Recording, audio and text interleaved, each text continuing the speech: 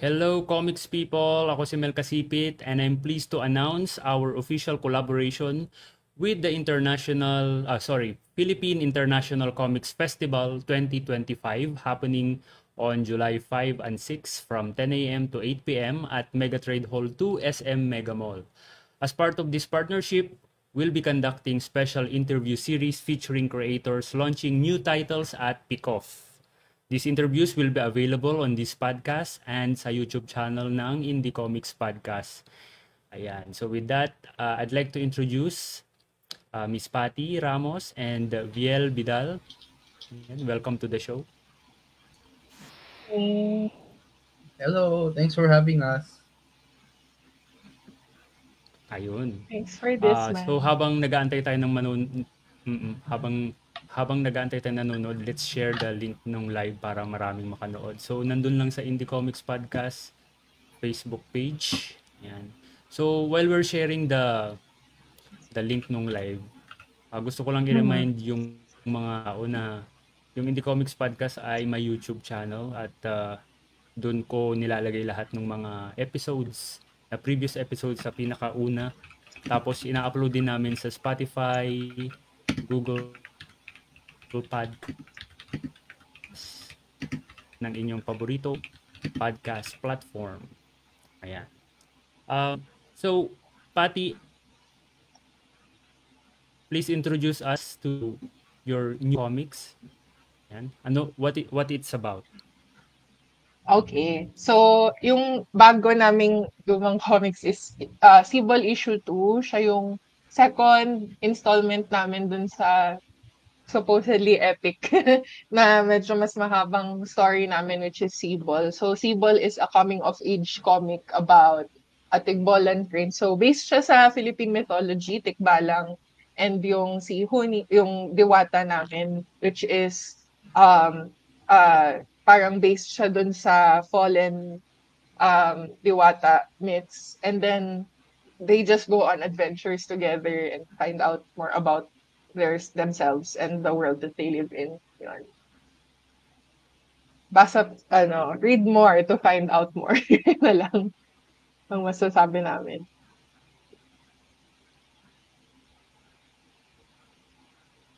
Yan. So, bili kayo ng comics na to sa Pikoff ngayong Sabado at Linggo sa SM Mega Mall, Megatrade Hall 2. So this time around, si Viel ang mag-drawing nung comics. Can you give us a little bit of your background, Viel? Please introduce yourself para makilala ka ng mga viewers ng IKP. Hello. Background on myself. I graduated 2016 from UP College of Fine Arts under Visual Communication. I finished cum laude, and then I worked in advertising for like a year, and then parang after that, nag-freelance illustrator na ako for a bunch of different things. Until eventually, I started working on comics. Tapos ngayon, I'm also a part-time lecturer sa College of St. Benilde. But mostly right now, ang focus ko talaga is yung freelancing and comics.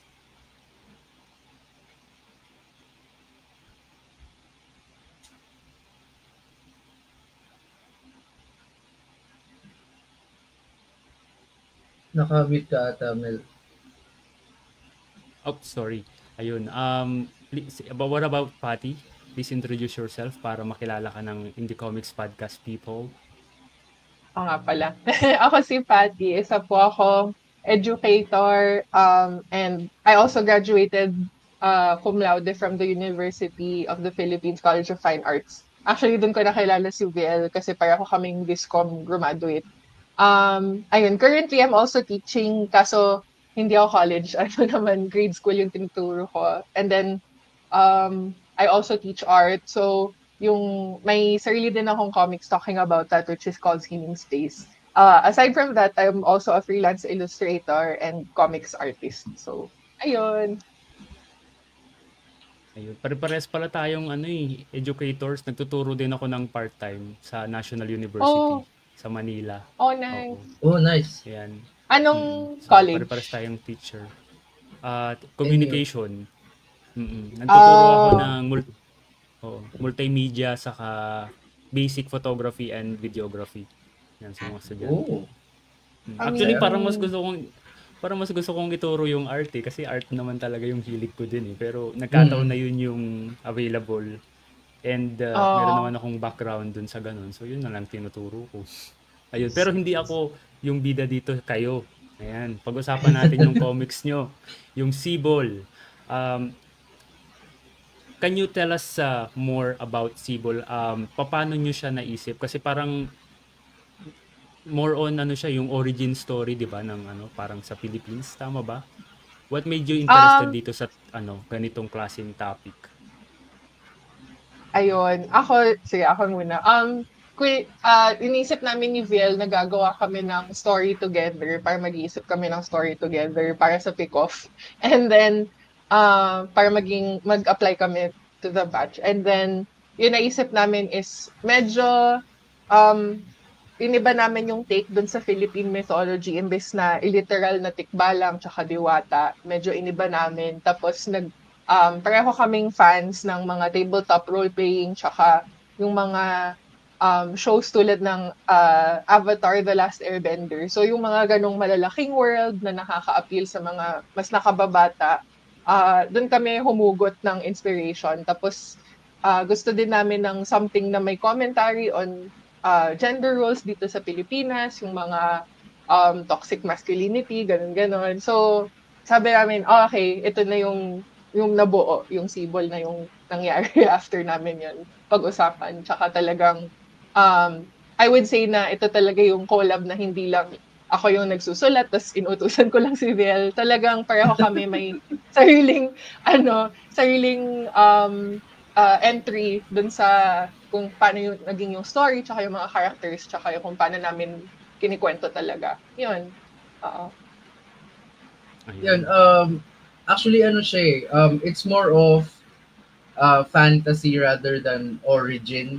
Kasi parang mahirap din kasi gumawa ng origin for like Philippine mythology. Kasi yun nga, parang first of all representation, tapos second of all yung research very meticulous dapat.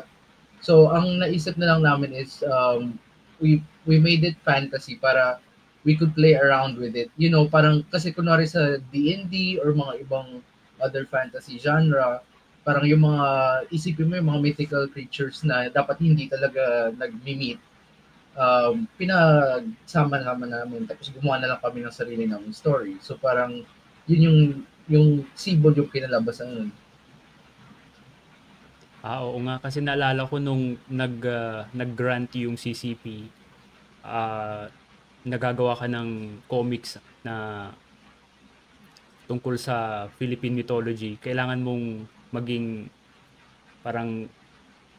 kailangan mong mag-research ng todo. Tapos dapat kausapin mo kung sino yung ethnicity na kung saan galing yung origin na yun para i-consult sila kung tama ba or hindi, ganyan. So medyo madugo.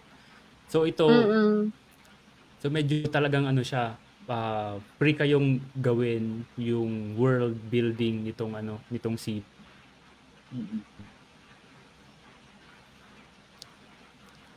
Yan. So let's say hi sa mga nanonood. Sabi ni Bambi. Yan, go Team Sibol. Thank you, Bambi. Thanks, Bambi. May lalabas din silang bago. Ayun, ako, oo. Hi, thank you, Dennis. Thank you po. Nice to see you. Ayun, ako kasi parang share ko lang din, yung history ko din sa graduate thesis ko was baybayin. Tapos madugo talaga yung research. Maraming, yung weird din lalo dito sa Philippines, maraming may iba't ibang, ang tawag nito, perspective dun sa saan nanggaling. Minsan may mga tao na talagang purist dun sa dating nila dun sa baybayin. Tapos basta parang madalas dito sa Philippines, pag may present ka na something na sinasabi mong authentic, mag-aaway. Parang halos sa lahat ng larangan, kahit sa pagkain, lalo na sa, parang sabihin natin sa Pampanga, sisig, gano'n, laging may sarili silang version. So sabi namin, wag na kaming super dumikit dun sa original version. Medyo tumingin tayo dun sa, parang may pagka-western din kami na lens siguro na marami silang kinds of fairies, pwede nilang sabihin na may fairies sila, tas may elves, tas may iba't ibang versions ng elves. So, medyo ganun yung approach namin. Not to say na hindi tama or dapat hindi nasundin yung respect dun sa pag-research, saka sa pag-dive sa kung ano ba yung tamang mythology. Pero, niisip din namin na okay lang, parang mag-enjoy na lang tayo dito. Huwag tayong super makulong dun sa mythology talaga. Kasi otherwise, hindi na natin matatapos yung kwento. Yung goal naman talaga namin dito is makatapos na isang kwento tsaka ipasa sa pick-up. So, ayun. At least free kayo dito sa paggawa ng story at mas maganda kasi mas mailalabas niyo yung creativity niyo. Lahat ng mga influences na kino-consume niyo, pwede niyo isaksak lahat dito sa Sibol. Speaking of influences, VL, saan ka kumukuha ng inspiration sa mga designs dito sa sa Sibol? Well, I'll start to sa art style ko. Ako kasi I like to think yung art style ko is a little bit mix ng West tsaka East. So parang alam mo yun, may parang influences ng anime, may influences ng mga Western cartoons, ganyan. Yun, tulad ng sabi ni Patty kanina, isa sa mga pinaka-peg namin tsaka pinaka-inspirations talaga namin is yung Avatar The Last Airbender. So, kahit sa arts na medyo paminsan nahalata nyo rin naman yun, kahit sa world building, especially sa world building. Tapos, for example, yung mga damit, yung mga designs in general, puro kung may main na pinaghuhugutan ako ng inspiration, it's yung Boxer Codex. So, it's a lot of, so yun, kahit paano may research din naman kami. So, yung Boxer Codex, parang yun, medyo doon namin binase, tapos nilagay ko in my own style. Tapos yun, parang I just made it fit sa characters. Yeah, ganun. What about you, Patty?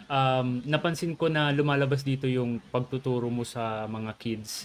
Tama ba na mainly for kids itong sinulat mo na story? Well, I would say oo sana, parang pang middle grade to young adult na siya. Ano pa ba? Parang kasi napansin din namin may malaking kakulangan ng kids comics na local. Tsaka medyo nakakapanghinayang yun kasi ako, nanggaling ako dun sa, pumapasok ako sa library tapos nagbabasa ako ng Mango Jam, gano'n. So, parang yung ganun sana na feeling, gusto namin ibalik sa kabataan ngayon. Wow, sobrang tanda. Pero yun, I think working naman siya kasi yun, may student ako na nakabasa na ng Sibol, tapos kinukulit na niya ako every day halos na nandun ako sa school na parang, where's the new comic? So, kahit this week, sabi ko, sa Friday na, promise, sa Friday na magkakaroon na ng comic. So, wag yun na ako kulitin. Pero yun, sana, okay na. At least, okay na, hindi na ako kulitin.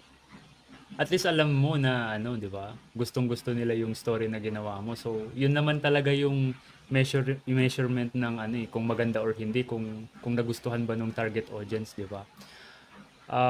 Mag-hi tayo sa mga nanonood. Marvin Macalino. Woohoo, exciting. Uy, Claricia,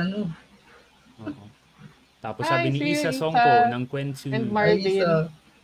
Si Marvin kasi sa Pota yata siya pupunta. I think may sa Pota. Sa Patron of kasi the Arts. sabay. Namit ko yan si Marvin sa namit ko siya sa DoodleCon. Oh, nice. Mag-ano rin yan, IKB din soon. Sabi ni Bambi, yes, please. Thank you for making comics for young readers. Thanks, Bambi. Excited for, release. Oo. Ang cute naman ng Excited interaction niyo. Yan. Okay. So, Avatar The Last Airbender, yung influence nyo na binanggit nyo kanina. Anong masasabi nyo sa The Legend of Korra? Oh, sorry. Poser ako. Di pa ako nakakanood. Pero, character na lang. Wala akong masabi. Go, Biel. Well, ako napanood ko naman. In all fairness naman kasi, mahirap i-compare yung dalawa eh. Kasi parang they're trying to tell different stories. And kasi yung mga bata nang nanood ng Avatar The Last Airbender, tumanda na nung sa Korra. So parang alam mo yun, nag-iiba rin yung mga taste or parang may iba masyadong alam mo yun, hung up dun sa original. So parang grabe yung comparison sila. Pero I feel like despite yung may mga flaws din naman yung Korra, pero despite yung flaws, maganda pa rin yung story. And yung art syempre maganda pa rin. So parang medyo weird for me yung comparisons. Ako mas gusto ko pa rin talaga yung yung original, The Last Airbender pa rin forever. Oh. Ikaw sige Patty. I mean, din naman kasi parang mahirap na tanggalin yung nostalgia. Tapos lagi mo naman doon i-measure yung mga bago. Kahit na yung live action, sobrang hindi mo talaga matanggal, syempre. So, ako naman, yung gusto ko sa Korra, at least doon sa mga naririnig ko, ang magaling sila sa pasok ng mga complex ideas doon sa kwento nila and doon sa mundo nila na kahit very political yung dating, pero nagawa naman nilang friendly na ipasok doon sa kwento nila. Sa pagkakaalam ko, pero yun. Ako ang napansin ko sa The Last Airbender compared dun sa Korra. Dun sa Last Airbender, hindi lang sila naka-centered towards benders. Kumbaga may mga swordsman, may mga martial artists, basta iba-iba sila. Pagdating dun sa Korra, wala, puro benders na lang lahat. Parang wala na yung mga sword fight ganyan. Isa yun sa mga nagustuhan kong aspect ng The Last Airbender. Sabi ko, okay, hindi parang sa One Piece, 'di ba? Hindi lang siya parang devil fruit users lang lahat ng mga characters. Yung world building talaga nung Last Airbender maganda talaga kasi yung mundo nila kahit kunwari naka-focus kala Avatar umiikot pa rin eh. Tumutuloy pa rin yung timeline, gumagalaw pa rin yung mga tao. So, maganda nga talaga yung world building nila. Ayan. So, anong plano nyo dito naman sa world building ng Sibol? Are we going to expect parang grand world building din kagaya ng Last Airbender? O hindi nyo pa alam at the moment? Well, tinatry namin na magka-big mythology na nangyari. Pero medyo hindi naman trauma. Parang na-score ako dun sa gagawa ka ng maraming ideas. Tapos hindi mo naman sila magagamit sa dulo. So, I think yung approach ko naman dito sa pag-world build ngayon, na lang, parang whatever pops up. Tapos, kunwari, ito si Vel, siya usually yung nag-iisip ng mga Easter eggs or like kung paano talagang integrate. Kasi may mga things, syempre na kapag nagsusulat ka, hindi mo naman pwedeng i-detail exactly. Well, for me. So, parang siya din bahala dun sa, sisingit ako ng ganito. So, it adds a lot to the world building. In relation dun sa Avatar, is yung mga favorite episodes ko dun, yung mga beach filler episodes nila. Kasi yun yung medyo nakikita mo yung talagang personality. Parang sila, off the clock, bali yung mga characters. So, yung mga ganong tiny moments, I think yun yung napapasok ni Biel sa pagsusulat. Kasi ako parang, basta ituloy na natin yung to-do list natin. Okay lang ako. Pero yun, parang sa art kasi talaga napapasok yung mga tiny details na hindi mo agad maiisip kapag nag-aano ka ng kwento. Nagtutuloy-tuloy. Yun. Very true. Kami kasi ni Patty, very loose kami originally, syempre may mga gusto kami makita sa mundo, may mga world building kami na sineset up or na-set up na. Pero usually pag nag-generate kami ng ideas, very very loose. So parang may mga times na biglang magme-message ako kay Patty, paano kung ganyan, paano kung ganito. O minsan si Patty magdadagdag. Parang even before nitong interview, nag-message ako kay Patty, paano kung kunwari magtanong ako, mag-post ako hingi ako ng mga characters ng mga ibang komikero, tapos lalagay ko sa crowd, ganyan. Or mga ibang ganon. So parang yung world building namin is a little bit more loose. Pero at the same time, pag nasa page na, andun na, parang doon na namin parang talaga nasa-solidify na yung mga ideas namin. Tapos parang we just run with it na lang. Mhm. Maganda rin yung ganyang process, yung very organic, yun na fall into place yung mga naiisip nyo. Pero paano yung hinahabol yung deadline? Kung marami kayong gagawing pages pero mabilis na yung deadline, minsan hindi na kayo free to explore eh. So how do you go about that? Good question. Yeah, just like that. Well, ano ba? Sige. Ako, as a writer, medyo madali lang. Siguro, after ko kasi magbigay ng outline or ng script kay Will, parang, go Will, gagano na lang ako. Pero sa art, sige, go Will. Ikaw yung ng Well, process. in terms of deadline, parang at first kasi we also try to keep it loose rin for us para marami kaming leeway for other stuff, marami kaming allowance for, life and kailangan kumita ng pera yung ganun. So parang, kasi sa amin ni Patty nga, again, this is also still freelance pa rin sa amin. So we need to make time for work then and all of that. So, ako, how I handle it, medyo kasi, for me, I think streamlined na yung process ko. Ang usually ginagawa namin is writing first. So after magsulat ni Patty, doon na mapupunta sa akin. Tapos, hinahati-hati namin siya into volumes, mga around 1 or 2 chapters each. Tapos, from then on, mga around 40 or 40 plus pages each yun. So, mag-start ako sa thumbs, and then afterwards, inking, and then finally yung typesetting and yung lettering. Parang usually I give it around 1 month each for those 3 periods. Tapos dire-diretso na ako magtrabaho so parang in a span of let's say 2 to 3 months medyo tapos ko na isang volume. Tapos may break ng onte and then uulitin namin hanggang yun matapos na. So parang medyo nasa ganung cycle kami right now. Ganun yung paghabol namin. Ayun. Grateful, sige. Sige. Okay. Go ahead, Patty, Grateful ikaw naman kami sa Peacock tsaka kay Paolo. Happy birthday pala, Paolo. Happy birthday, Paolo. Very, patient siya when it comes to ganito. Like, lalo na, ginawa namin clear na hindi pa kami tapos sa buong story. Gusto namin mag-release by issue muna. So, parang, happy kami na hindi naman super strict sa deadline for us. Basta hindi namin siya i-ghost. Hindi naman, promise. Yun yung birthday gift namin sa kanya this year.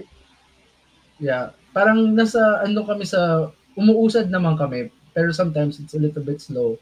Pero sometimes yun, pag kunwari, naka-lock and load na, dire-diretso na yun, especially yung dun sa parang 3 phases ko ng paggawa ng art and all. So, ayun, very grateful nga kami na at least kahit paano, parang especially nung una na nakapag pa kami na we kind of want to take our time with it para, alam mo yon hindi siya feeling rush, tapos talagang napag-isipan namin, ganun. So parang, we're very thankful na may ganung leeway kami from pick off talaga. Ilang chapters yung plano nyo dito, Patty? Pero naisip nyo na, I think naisip nyo na naman na yung ending, di ba? So, mga gaano to kadaming chapters? I think kakatapos lang namin nitong Act 1. So, 3 act yung ginawa kong parang arc. Yung Act 2, parang tig 5 chapters yata or 6 siya. Pero yung ginawa ni Will, parang bale 2 chapter na siksik na niya into 1. So, parang bale 2 chapters na siya each. Well, we'll see naman kung ano mangyayari sa pacing kasi usually hindi ako yung nagdidikta noon. Pero as far as it goes, ganun, naman na siya. Parang dire-diretso na siya after ito, hopefully. Ayun. Ayun.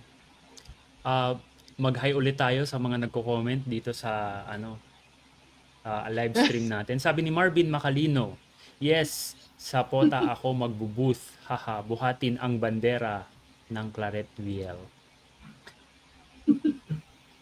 Hi, Yan. Sabi ni RH, Claret ka hi pala, Will. guys. Yeah. Ba't inisip ko na Ateneo siya? Hindi ko alam kung bakit. Nag-Ateneo ako for 1 year Ah, sa college.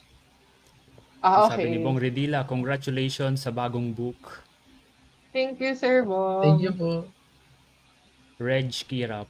Pag Yes. na-shout out ako ni Idol Mel, talagang pogi siya sa universe. Ayokong maging pogi siya, so hindi kita isa-shout out. Reg Kira, hindi kita isa-shout out. Sorry. Ayun.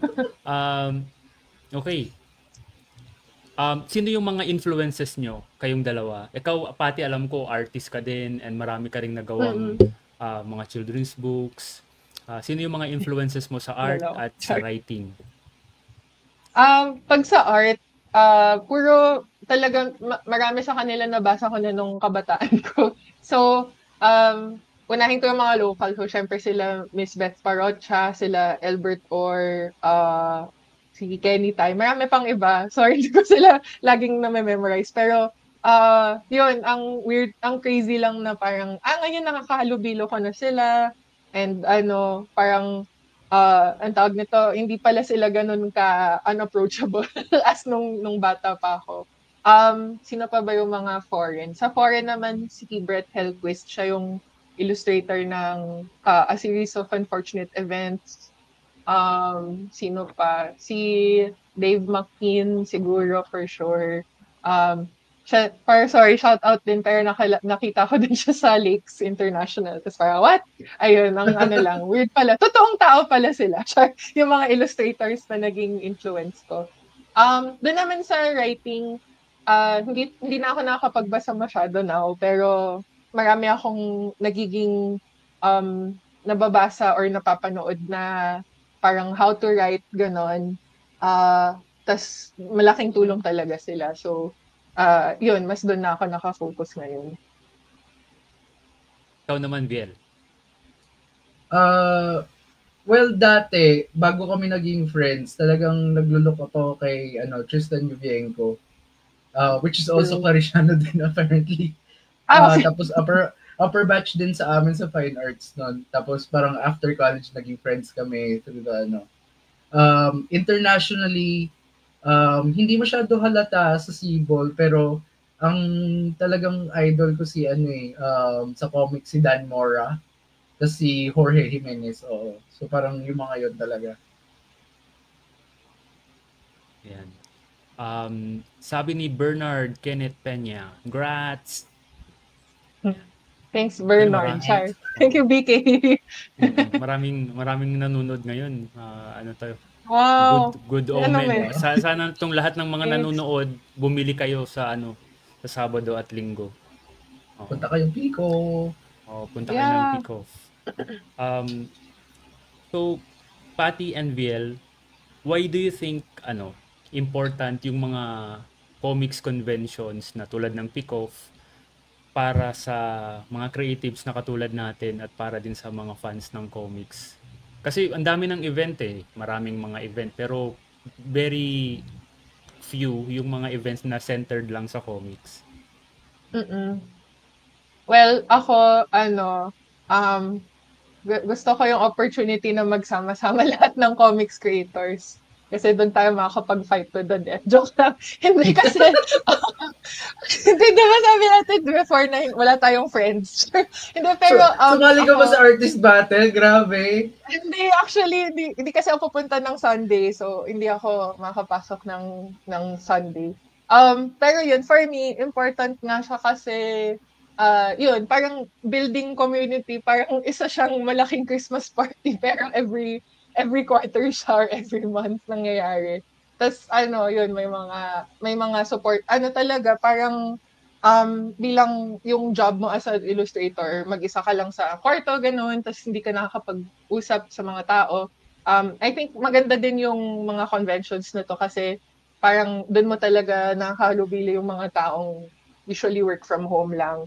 And then at the same time, parang yung back to yung pagiging inspiration ng mga tao sa akin, doon ko talaga nakikita na parang totoo sila. And like siguro parang as a budding artist din nung bata ako, parang ito pala attainable and accessible pala talaga yung Philippine comics, and ang tawag nito parang masaya siya, tsaka nakikita natin na nakaka-interact natin yung mga nagbabasa ng comics, and masaya siya. Masaya talaga siya.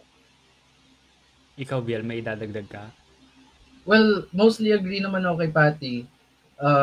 Gusto ko rin kasi ang Peak Off kasi it gives chance to others din na parang alam mo yun na kahit alam ko may mga nagbo-booth ngayon ng mga high school na gumagawa ng comics. So parang kung wala yung mga convention tulad ng Peak Off, parang mas mahirap yung platform para sa kanila. And kahit hindi, at saka yung mga ibang artist natin na hindi rin ganun kakilala. So, dahil may convention na ganito, yung audience, diretso na pupunta rin sa kanila, mas nakikilala sila. So, magandang siya, opportunity talaga. Yeah. Speaking of conventions, paano nyo na-discover ang mga katulad ng Comic-Con, Comic-Con, Peak Off? Ano yung pinakauna nyong pinuntahan na event? Biel muna. Medyo mahaba yung question. Pinakaunang event, well, medyo late na rin ako. Well, medyo late na rin ata ako nakapasok sa scene. Pero, kasi parang nag-start talaga ako mag-convention and mag-comics after ko nang mag-work sa advertising. So that's around 2017, 2018. Ang una ko atang napuntahan and nasalihan na convention was, I think, Comiket sa Centris. Parang mga ganun. Ikaw, Patty? Ako naman, yung first Comic-Con ko was, nalimutan ko na kung anong year. I think 2010 pa yata siya. Basta nasa bahay ng alumni pa siya. Nung time na yun, parang nagstay lang ako for like 30 minutes or less kasi wala pa akong kilala. Pero after nun, yung first kong booth is with Motsi Dapol. Nasa Canada siya ngayon. Yung creator ng Hainay. Ayun, shout out kay Motsi. Tas may project kami dati na ang tawag ay Project Bayani. Tapos comics siya about Mars Ravelo characters, pero hindi Mars Ravelo characters sila. So, yun yung naging first comics illustration project ko in 2012, I think. So, tagal na. I think nasa high school pa ako noong time na yun. So, yun talaga yung first time kong mag-convention, and ang dami ko nang tawag nito, parang dami nang nagbago ngayon. So, I'm glad to have witnessed it since then. Ayun. So, itong question na to ay para kay Biel, saka mamaya para kay Patty din. Paano ka natutong gumawa ng comics? Kasi, you mentioned earlier, fine arts, pero hindi naman, I think, hindi naman talaga tinuturo yung comics sa fine arts. Or tinuturo na ba? Kasi yung last na naalala ko nung panahon, kasi 2006 ako graduate Balita ko at that time hindi pa masyadong tinuturo ang comics Hindi pa ata. Nung time ko sa fine arts sa UP, alam ko hindi siya talaga tinuro as a subject, gano'n. Pero I think recently sa CSB parang nagbabalak ata silang magbukas ng subject about it. Pero never talaga tinuro before eh. So parang natuto ako by consuming media, observing, reading. Dati, even before akong nagbabasa ng manga, alam ko nagbabasa ako dati ng mga comics din talaga eh. As in mga Marvel, DC, ganyan. Tapos eventually, yun nga na parang nakahanap ako mga mas accessible na forms of forms of comics and manga. So parang, ayun, eventually, doon na lang ako natuto eh. Parang subconsciously pinag-aaralan ko kung paano ginagawa yung panels, paano yung dialogue nila, paano yung action scenes, mga ganun, paano yung style mismo, ganun. So parang eventually, just from observation, tapos alam mo yun, enjoying what I see, nagustuhan ko rin yun na matry and mag-draw ng sarili kong comics. So parang eventually doon napunta yun. Yeah. Ito ba yung una mong ginawang comics, VL? O may before gumawa ka na ng iba pang comics? May mga sarili akong ashcan na parang hindi ito yung pinakamalaki so far, yung Sibol. Next to that is may isa akong comic, yung Magic on Mount Hiraya, which is around 40 pages. Tapos before that, parang mga smaller ones lang, like mga 12, 24 pages. Tapos parang mga nonsense origin stories, mga ganon. So parang may mga konti naman ako, pero not as big as Sibol.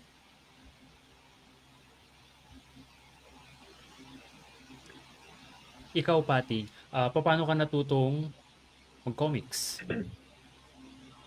Well, nag-start ako as reader ng mga comics tulad ng Witch, saka ng Wings, saka ng Disney Princess. So, yung mga nauna kong comics, siguro yung mga maliliit lang na panels, mga 4 panels, ganun. Hanggang sa medyo nagde-develop na dun sa mga gumagawa ko ng gaya-gaya ng Witch, pero hindi naman natutuloy.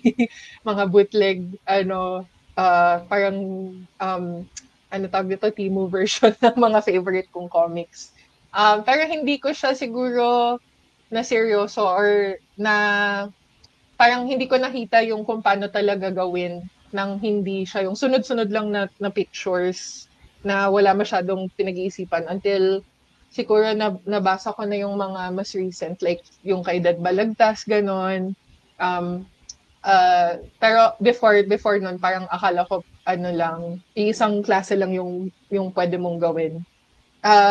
Pero mas natututunan ko yung language ng comics kapag nanonood ako ng pelikula. So, doon ko nakukuha yung mga ang tawag nito, mga angles na magaganda or yung mga pacing na maayos. So, mas marami pa akong gustong basahin, of course. Pero apart from that, nakakahugot naman ako from different places on how to tell stories and write comics and also draw them. Yan. May na-encounter ba kayong challenges dito sa ginagawa nyong story na Sibol? Meron ba kayong part na parang natigil yung ginagawa nyo tapos hindi nyo pa ma-figure out kung paano nyo itutuloy, ganun? May mga ganung moments ba kayo? I think financially, like sa other things, kailangan mo na mag-pause, gano'n. May real life, quote-unquote, pang kailangang ituloy. Ako naman, parang yung naging challenge ko, hindi naman sa sobrang hirap siya, pero yung isang challenge na natutunan ko ngayon lang sa Sibol is yung letting go of too much control or micromanaging. So, talagang big trust kay Viel. Tapos parang lagi kong sinasabi, uy, sorry Viel, na parang ang dami mong ginagawa kasi nagdo-drawing ka and all of this. Pero parang happy ka naman, di ba? Parang okay ka naman sa ginagawa mo. So sige. Hindi ka naman gagawin ko, hindi ako masaya. Oo nga, that's true. So, parang nagugulat ako na, okay, Gina G pala siya sa ginagawa namin ngayon. So, ayun. Oo. Mostly yun. For me, I agree with Patty na usually it's just yung financial. Kasi parang through Sibol, doon ko talaga na-realize yung sobrang privilege talaga na makagawa ng comics as a career, as a, tawag dito, as a way of making a living talaga. Sobrang privilege siya. So parang, kaya nga pag gumagawa ko, usually wala naman ako masyadong na-encounter na problems kasi masaya ako pag ginagawa ko. Yung nagiging problema ko lang talaga is, life stuff, mga ganun. So parang, itong comics dito ko talaga nalalabas yung ligaya ko, yung tuwa ko. Yun. By the way, pick up the Tuwa anthology from Pick Up this year at Pick Up 2025. May entry si Greg, so ayun. Meron din kaming doon, entry sa Tuwa. So, yay! Punta kayo sa Pick Up. Bakit masaya kayong gumawa ng comics? I mean, mahirap kasi siyang gawin eh. Hindi siya madali. I mean, kailangan mo mag-research at maghanap ng time para gawin yung comics. Tapos hindi pa sure yung kikitain, di ba? Kumbaga, talo siya eh. Pero ginagawa pa rin natin. So, how do you find joy in creating comics? Bakit mahal yung medium ng comics? It's better to comics and lose than not to comics at all. Hindi kasi ako personally parang part jealousy siguro sa mga ibang tao na kapag nakita ka talaga ng magandang story, parang shocks, gusto ko din gumawa ng ganyan. Tsaka part yung kati talaga ng paggawa ng art, 'di ba? Parang ay may nakikinig ka sa isang music tapos may music video ka naiisip, pero wala kang kwento na ilalabas yun. Parang mas nakaka-bother yun kesa yung hahayaan mo lang siyang nandun lang sa utak mo. So yun yung, aside from the attention na nadadala ng comics, yun yung motivation ko mostly. Ikaw ba, Biel? I mean, ako kasi parang, it's more of, yun nga, enjoy ko yung paggawa ng comics. And bakit ako gagawa ng something na hindi ko enjoy? So parang, alam mo yun, so parang, pagdating sa paggawa ng comics for me, especially dito sa Cebol, it's just about me and Patty having fun with it, ganon. So parang, kung alam naman namin na mahirap nga ang comics, might as well do something or create something na fun for you, for us, kaysa naman sa, yun nga, gagawa ka na nga lang rin, tapos magsasuffer ka lang rin. Ano yung point? So, might as well gumawa ka ng something na i-enjoy mo rin.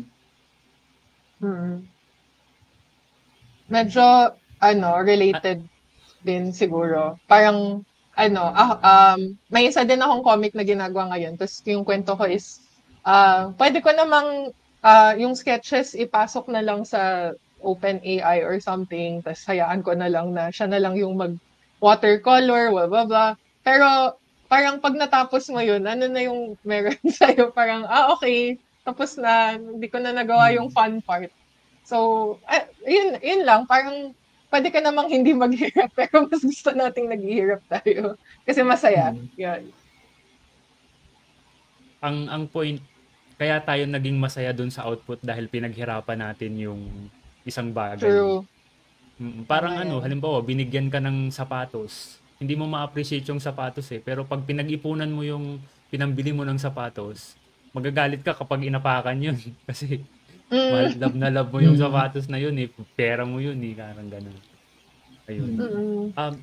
Meron ba kayong comics na binasa tapos sinabi nyo, ang ganda naman ng plato, parang hindi ko akalain na magagawa ito ng comics sa akin, na sobrang na-move kayo nung comics na yun. Meron ba kayong ganong comics na na-encounter before? Ikaw ba, Will? I mean, for sure alam ko meron. Hindi ko lang maalala specifically which one. Pero ang dami ko rin kasing over the time na na-consume na comics tsaka manga na talagang, alam mo yung nagagalaw ako. I think isa sa mga natuwa ko before was Blankets by hindi. Nabasa ko rin Blankets pero not Blankets pala. Baka it's more of Seconds, yung kay Brian Lee O'Malley. Parang ganda din nun.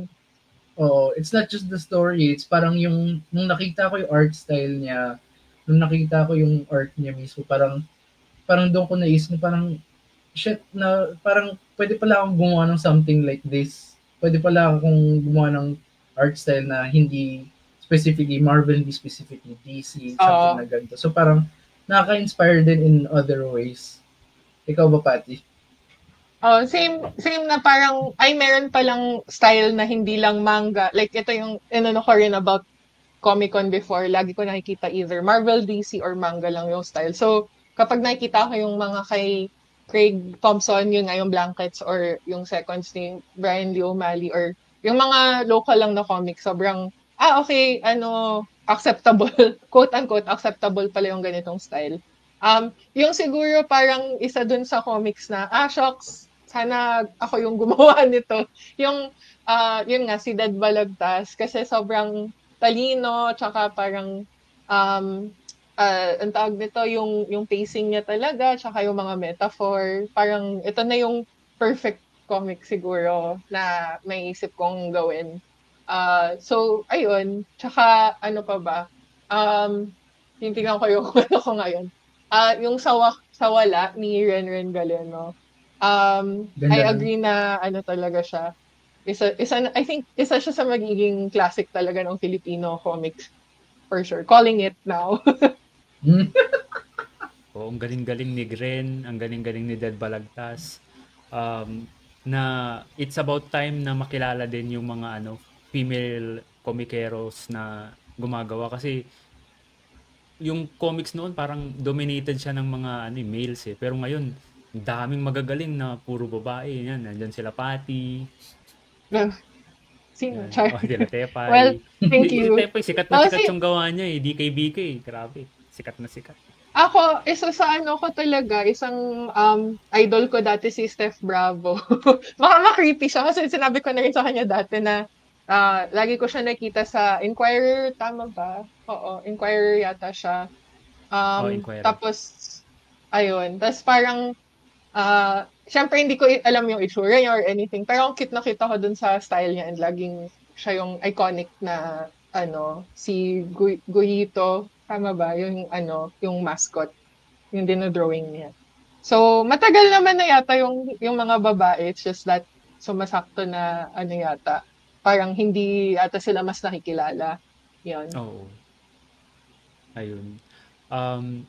May tanong si Reg Kira. Sa process po ng paggawa ng comics, required po ba maligo para matapos ang isang book? Ako, yung pagligo ay yung prize. Charot, hindi. Yung prize pagkatapos maligo. Sa wakas pa na ako maligo. Nakatapos na ako ng comic book. Na joke lang. Well, isa ako dun sa nalilimutan kong mag self-care dahil sa pagtrabaho. So, good question, Reg. Ako baliktad. Feeling ko, mas okay maligo bago gumawa. Kasi, pag naligo ka, kasi mainit, marerefresh ka. So, it's either, pagkatapos gaganahan ka gumawa ng comics or matutulog ka. Which is both fine, either way. Oh my God. So, okay yung ganun.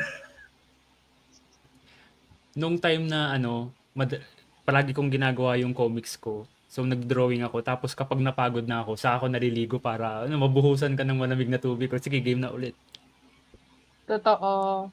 Mm. Parang din siya nakikita mo ba yung mga video na parang work with me, tapos may kape sila sa gilid, tapos ang sayo-sayo. Parang masaya pag maligo ako na bago yun para talagang fit ka sa aesthetic na masaya mag-comment. Relaxing siya, gano'n. Baka depende sa genre. Kung yung genre mo parang horror grunge, gano'n. Grunge, gano'n. Kailangan damay mo yung suffering. Huwag ka muna maligo. Haggard. Oo. O kaya wag kang maligo para maliligo lang ako pag natapos ko na yung comics, ganun. Yun nga, yun yung price. Basta ito ang required dapat kapag pupunta kayo sa convention, maligo kayo kasi kawawa naman yung mga magpapa-picture sa inyo. Didikit sila sa inyo para magpa-picture. Gusto niyo doon kayo maligo? Actually, grabe. Sabayan yan. Pero parang kaya siguro important na magkaka-convention tayo kasi yun lang yung time na maliligo yung mga komikero. Kasi kunwari, pag gumagawa ng comic, sobrang, dugyot mo. Tapos dun sa convention, sige, tayo? Kailangan Fashion ko tayo maligo, ngayon. nakakahiya naman, ganun. Oo. Mm. So, yun yung one time of the year na maliligo tayo. Oo. Ayun. Ito, question for both of you, Patty and Viel. Ano yung isang tip na pwede nyong ibigay sa mga nanonood na comics creators din na sobrang makakatulong sa paggawa nila ng comics? Any tip na pwede nyong Maligo. maibigay? Maligo. Matulog. Char. Hindi na natapos yung comic mo. Ako, personally, parang nasabi namin ni Vil na parang, try other things. Parang, na isa dun sa mga napapansin namin, at least ako sa mga gusto kong artists, ay marami silang ibang ginagawa aside from comics and art. So, hindi sila masyadong, parang nagiging rest din nila yung art. So, isa yun sa parang broaden your interests. Hindi lang yung sobrang limited.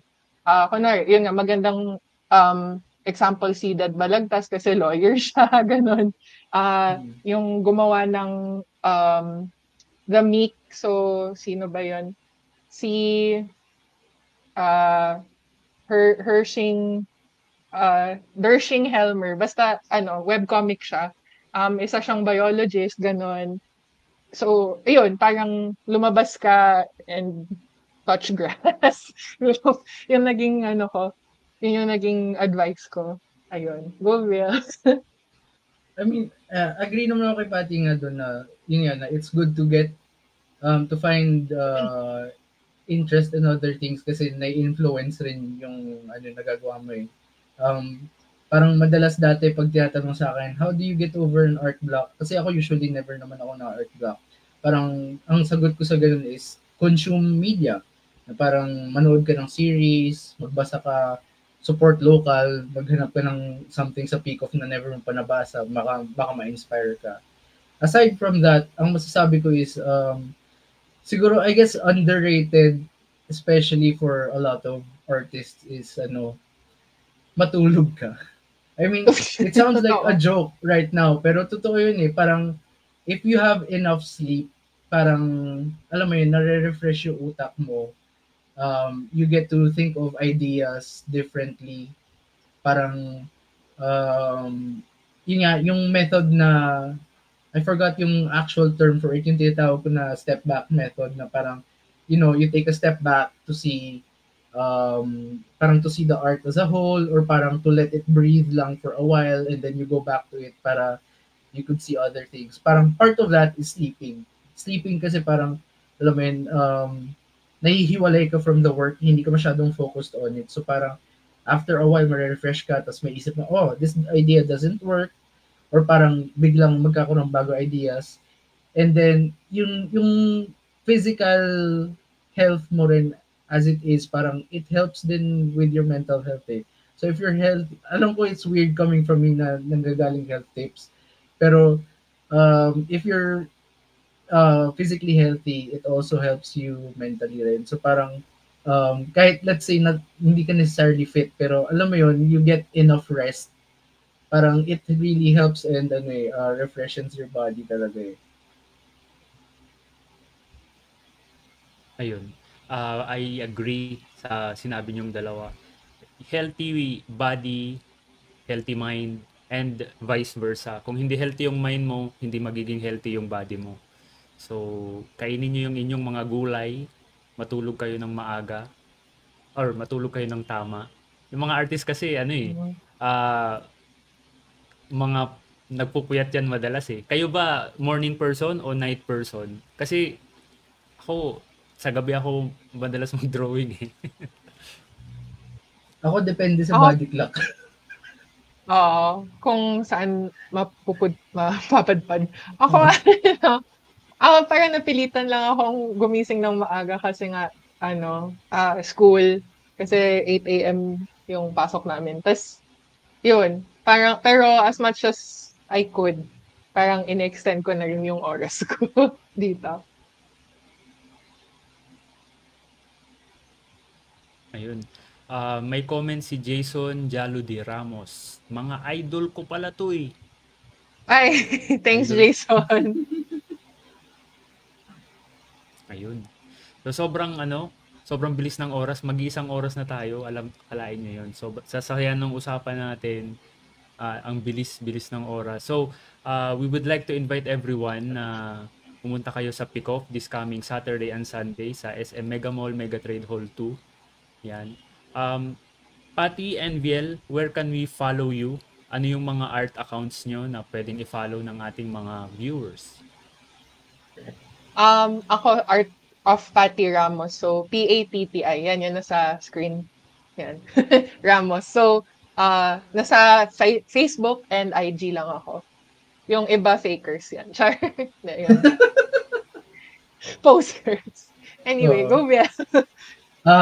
Ako, you could find me on Facebook, IG, and TikTok. You can find me as Evil Viel. EVILVIEL. Tas yun, nagpo-post rin kami about Cebol and other stuff doon. Ayan. Okay, one last invitation para sa mga nanonood. Bakit nila kailangang bilhin ang Cebol? Ano yung pwede nyong i-pitch sa kanila na bilhin nyo to kasi para magka-pera kami. Joke lang. Para mas maengganyo yung mga kabataan na magbasa. So, isa yun sa mga advocacies talaga natin. Tsaka para so you can be exposed to more stories that you might enjoy. Yun lang naman yung akin. Ayun, parang awa nyo na bumili po kayo para may pera po kami. Tsaka, lang naman sa pagko-comics, so oo. Hindi po kami mag-gamble. I think it's just fun. Yun lang. Baka matuwa naman kayo. So, yun lang. Kung mahilig kayo sa Dungeons and Dragons, Avatar The Last Airbender, tsaka sa Philippine mythology, magugustuhan niyo yung Cebol. So, buy it. Ayun. Ako gusto ko Cebol. Ako din. Okay. Ako din. Napakaganda ng Cebol. Go get the Thank Cebol you. book at Pick-Off. Ayun. Ayun, meron pa tayong 3 minutes. Ano pa ba? Anong pwede nating sabihin sa mga viewers natin? Punta kayo sa Pick-Off. Ano yung table number nyo doon sa sa Pick-Off? E6. E6, okay. Thanks, Biel. Ako nandun ako Saturday, pero wala ako Sunday. Si Biel nandun both days. Pero sa Saturday, kailangan niyo siyang habulin. Kasi ako lang yung nasa table ng Saturday. Maglilibot ako. Ito yung mga workshop doon. Oo. Katabi namin. E6 na kami. Sa left side. Maliban sa sa Cebol, may iba pa ba kayong dadalhin na pwede nilang bilhin? Like, siguro, art prints or nagko-commission ba kayo doon? Meron bang gustong bumili ng boots? May binibenta akong boots dito. Boots? As in, botas? Okay. Hindi ko mabenta sa marketplace Dito na lang. Okay. We'll see. Baka may masiraan ng sapatos. Ako, yung Sining Space Omnibus, which is yung comics ko tungkol sa mga sinasabi ng estudyante ko. Si Vil, may Mount Hiraya pa siya. Kapag may mga copies ako na dadalhin ng Magic on Mount Hiraya. And may mga stock pa ako ng Jowa application form kung gusto niyo bumili. Ayun. Thank you very much, Patty and Viel, sa pag-introduce nyo sa amin dito sa Cebol book. Kaabang-abang to lalo na para sa mga interested sa Philippine mythology at yung mga gustong-gusto ang Avatar The Last Airbender. Ayan. So, yun. Punta kayo sa Pick-Off sa darating na Sabado at Linggo. Hanapin nyo yung book nila, Patty at Viel. And, yun. See you next time sa Indie Comics Podcast. Bye-bye.